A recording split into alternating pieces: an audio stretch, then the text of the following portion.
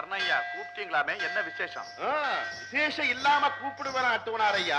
குமாரி பங்கஜம் இருக்கே, அதை ஆடுறதுக்கே ஆண்டவனால படைக்கப்பட்ட ஆடல் அழகி, பரதநாட்டியத்துக்கே இலக்கணம் வகுத்த இன்ப வள்ளி அப்படின்னு நம்ம சேர்மன் நாகலிங்கம் பிள்ளையா குமாரி பங்கஜத்துக்கிட்ட சொல்ல சொன்னாரு.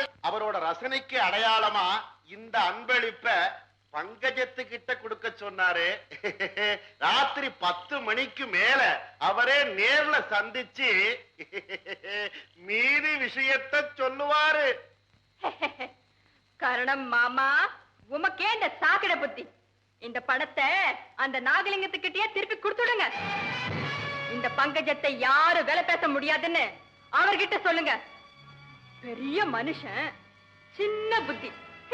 வாங்க சித்தப்பா.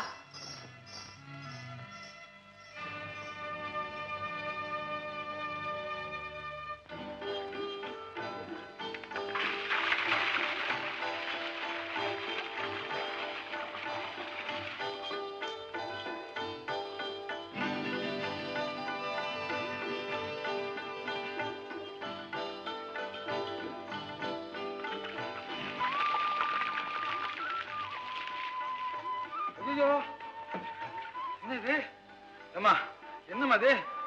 உங்க கைப்பட்ட உடனே தண்ணி சூடா எதமா இருந்தது, அதனால என்ன மறந்து உட்கார்ந்துட்டேன். நல்ல விளையாட்டு மாதிரி உடம்பு கீழே வந்து என்ன ஆகுது? போய் துணிய மாத்துங்க, போங்க போங்க சின்னம்மா.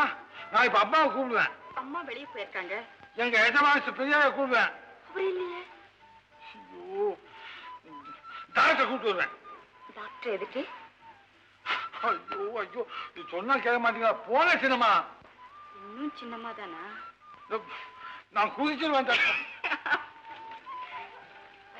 சின்ன பிள்ளைமா என்ன விளையாடப்பா.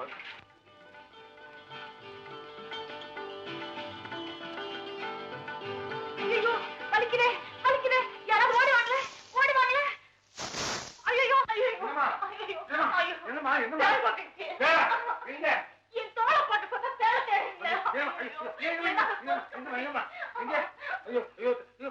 ஜாஸ்தி போச்சுங்க. சுப்பையா வள்ளியம்மா வாங்க. தப்பு மாதிரி இல்ல ரெங்கா, கல்யாணமாயி வாழ்க்கையில பால பாடத்தை கூட படிக்காத நிலைமையில என்ன விதவி ஆக்குனது ஆண்டவன் செஞ்ச தப்பு. சொன்ன கேளுங்க. நிமிர்ந்த தோற்றத்தையும் நேர்கொண்ட பார்வையையும் தண்ட திருமேனியும் உங்களுக்கு கொடுத்து என் வீட்டுல உறவாட விட்டது விதி செஞ்ச தப்பு. ஒரு பொண்ணோட உணர்வுகளுக்கு உணர்ச்சிகளுக்கு மதிப்பு கொடுத்த தவறுனது இந்த அண்ணன் செஞ்ச தப்பு.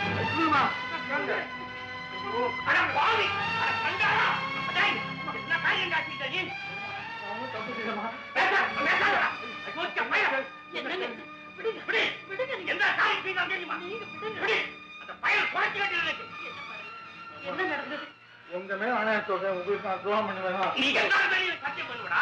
ஏண்டா நீ இருக்க வேண்டிய இடம் எங்க? நீ எங்கடா வந்த? எங்க வந்த? ஏன் வந்த? சொல்லு சொல்லு சொல்லு சொல்லு.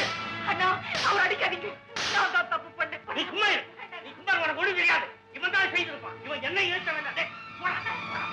நான் தான் அவருக்கு வரவழைச்சு என்ன காரியம் பண்ணிட்டேன். இது வெளியே தெரிஞ்சா உன் கல்யாணம் எப்படி நடக்கும்? ஏண்டா அடிக்கிற? போடா போடா.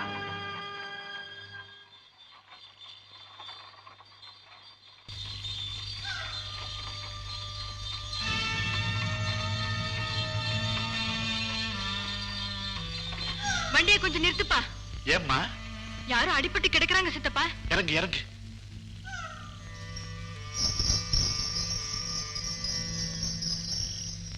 ஐயோ, அடடே, நம்ம ரங்கம்மா யாரோ பலமா அடிச்சு போட்டிருக்காங்க. ரங்கா ரொம்ப நல்லவனாச்சே. ரொம்ப நல்லவரா இருந்தாதான் ஆபத்து சித்தப்பா. தூக்குங்க, வீட்டுக்கு கொண்டு போய் வைத்தியம் பார்க்கலாம். சரி. ஏமா கவலைப்படுற? கவலைப்படாத. இன்னும் 1 மணி நேரத்துக்கெல்லாம் மயக்கம் தெரிஞ்சிடும். பாரு, நான் சொன்ன மாதிரி மருந்தெல்லாம் கொடுத்துறியா? நம்ம கட்டு ஒரே கட்டுதான். அவ்வளவுதான், காயமெல்லாம் நல்லா ஆறிடும். நான் வர்றேன். வர்றேம்மா. நட்டுவிடார வர்றேன்யா.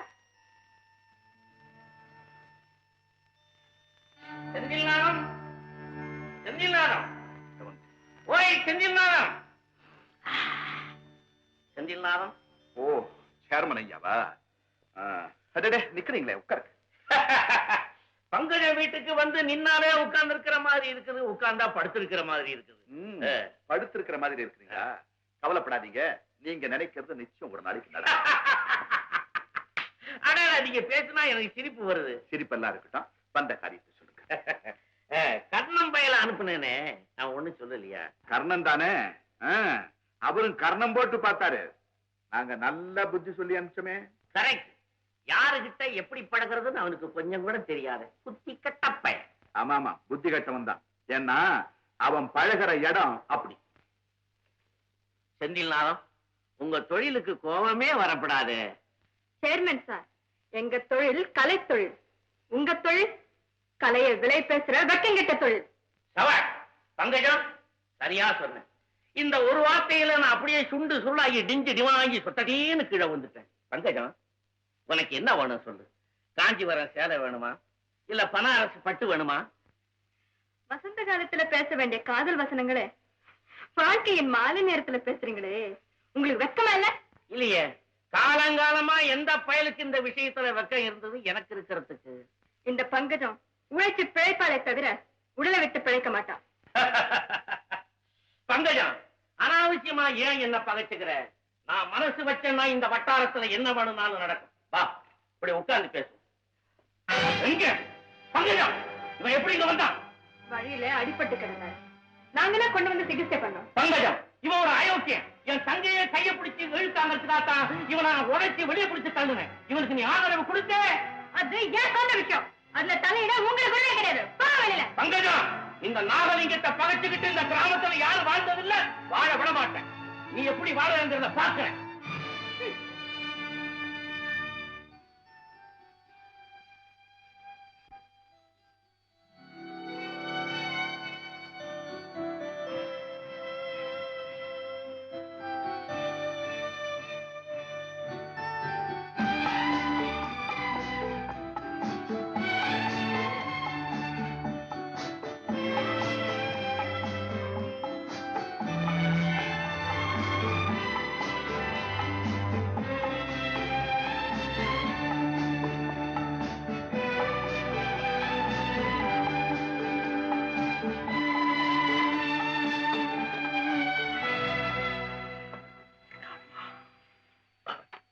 பேசாம படுத்துக்கங்க, நீங்க எழுந்திருக்க கூடாதுன்னு வைத்தியர் சொல்லியிருக்காரு. இல்லம்மா, இன்னமும் உங்களுக்கு நான் பாரமா இருக்க விரும்புறேன். அப்படி எல்லாம் சொல்லாரு தம்பி. நாங்க என்ன உன்னை சுமந்துகிட்டா இருக்கோம்? உன் உடம்பு பூரணமா குணமாற வரைக்கும் நீ இங்கேயே தங்கி இருக்கலாம்.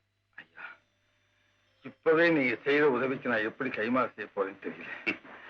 நன்றி இல்லாத இந்த உலகத்துல உங்க 2 பேரையும் நான் நன்றியோட மொத்த உருவமா பார்க்கிறேன். மனுஷனுக்கு மனுஷன் செய்யற ஒரு சின்ன உதவிக்காக ஏங்க இவ்வளவு பெரிய வார்த்தையெல்லாம் பேசணும்? போதுங்க. சரி, படுத்துக்கங்க. இல்லைங்க, பெட்ரோல் போர் மேலேயே படுத்திருந்த எனக்கு இந்த மெத்த என் உடம்ப உறுத்துது. அதோட எங்க முதலாளிக்கு நான் இங்க இருக்க தெரிஞ்சா உங்களுக்கு கஷ்டம் கொடுப்பாங்களோன்னு அந்த பயம் வேற என் மனசை உறுத்துது. இன்னுமா அந்த பாவிய முதலாளின்னு கூப்பிடுறேன்? என்ன செய்யுங்க, அப்படி அழைச்சே பழகி போன நாக்கு மாத்திக்க முடியலையே. முதல்ல அவன் மேல இருக்கிற நல்ல எண்ணத்தை கொஞ்சம் தயவு செஞ்சு மாத்திக்க. தங்கஜம், நான் கொஞ்சம் வயல் பக்கம் போயிட்டு வரேன், ஜாக்கிரதையா பாரு. அப்ப நானும் வரேம்மா. எங்க போறீங்க? என்னம்மா இப்படி கேக்குறீங்க? சும்மா இருந்தா சோறு. உங்க ஒருத்தருக்கு தானா இங்க சோறு இல்லாம போச்சு? அம்மா, நான் என் உழைப்புல வாழ விரும்புறேன். சரி, அப்படின்னா எங்க தோட்டத்திலே வேலை செய்யுங்க, அங்கே தங்கிடலாம். அம்மா, உங்களுக்கு எவ்வளவு பெரிய மனசு. ரொம்ப நன்றிம்மா.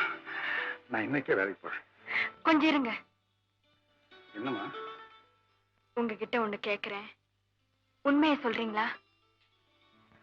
கேளுங்க. நாகலிங்கம் உங்க மேல ஒரு அவதூறு சுமத்தி இருக்காரே, அது உண்மையா? அம்மா, மனசுக்கு தெரிஞ்ச உண்மைகளை எல்லாம் சில சமயம் வெளியே சொல்ல முடியறதில்லை.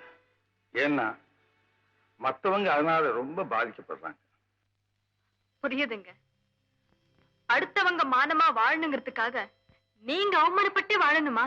அம்மா, அவங்க பெண்ணு, நான் ஒரு ஆண். நான் எதையும் தாங்கிக்கலாமா? தாங்க வேண்டியதை தான் தாங்கிக்கணும், தாங்க கூடாததை ஏன் தாங்கிக்கணும்? நீங்க எல்லாம் ஊமையா இருந்துட்டா நாகலிங்கம் மாதிரி ஆளுங்களோட பொய்யெல்லாம் நாட்டுல உண்மையாயிடும்.